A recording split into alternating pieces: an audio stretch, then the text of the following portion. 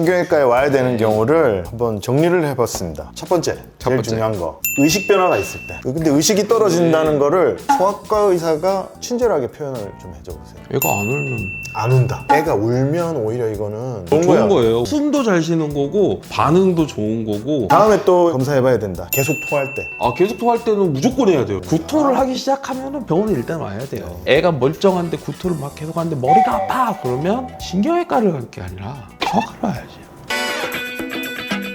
머리부터 발끝까지 우리 동네 신경외과. 지난 시간에 소아청소년 두통에 대해서 얘기를 해봤고요. 애기들 두통 중에 상당 부분을 차지하는데 우리가 얘기를 안 했던 게 다쳐서 오는 경우. 외상. 아이가 머리를 부딪혔을 때라는 내용으로 오늘 한번 얘기를 해보죠. 저는 아들을 유모차에서 한번 떨어뜨려가지고 응급실 데려가서 CT를 찍은 적이 있습니다. 그랬더니 응급실 선생님이 자기는 머리 CT 잘 볼 줄 모른다고 안 찍어준다 그러더라고요. 그래서 제발 찍어만 주십시오. 제가 보겠습니다. 그래서 찍고 제가 봤더니 다행히 괜찮더라고요. 저 같은 경우는 재워놓고 한 30분 뒤에 가비스키 발바닥 쭉 한번 긁어보거든요. 안 좋았던 적은 없어서. 그러면 소아과에서 머리 다쳐서 온 애들을 신경외과로 보내십니까? 1번, 모든 환자를 접수가 되자마자 신경외과 보낸다. 솔직하게 말씀드려도 돼요? 솔직하게. 1번이요. 그래, 그럴 줄 알았어. 네. 소아과 의사들이 대부분 이래요. 왜 그러냐면요. 이대 목동 사건 이후로 어쩔 수가 없어요. 이대 목동병원 중환자실에서 하룻밤새 신생아 4명이 잇따라 숨졌습니다.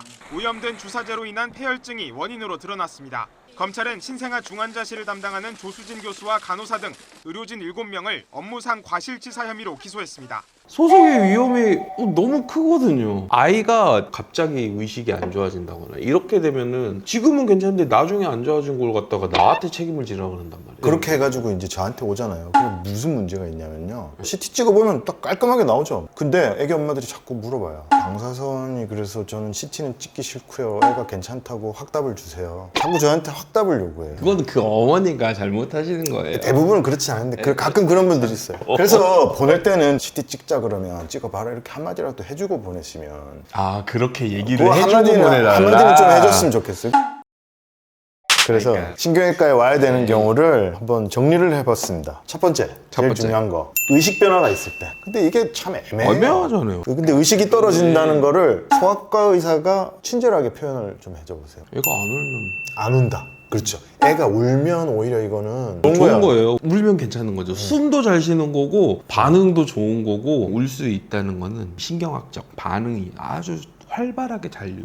발버둥 치면서 우는 그런 애들은 어우 괜찮네 이렇게 봅니다. 다음에 또 검사해봐야 된다. CT 찍어봐야 된다. 계속 토할 때.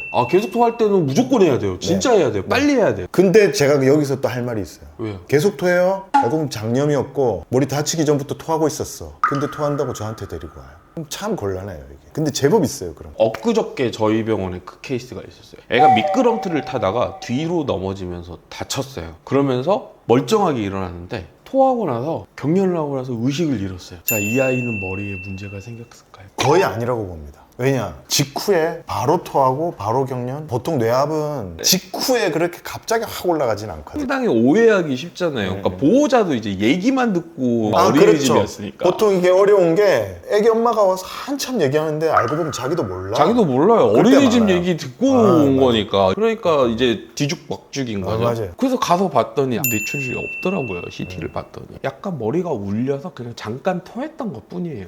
근데 그 다음에 생긴 신경학적 변화는 뭐였냐면 구토를 하다가 질식이 와서 그 다음부터 문제가 생겼던 애예요. 구토를 하기 시작하면 병원에 일단 와야 돼요. 애가 멀쩡한데 구토를 막 계속 하는데 머리가 아파 그러면 신경외과를 갈 게 아니라 소아과를 와야지. 근데 머리를 다쳤다. 근데 소아과 온 다음에 신경외과를 가야 돼.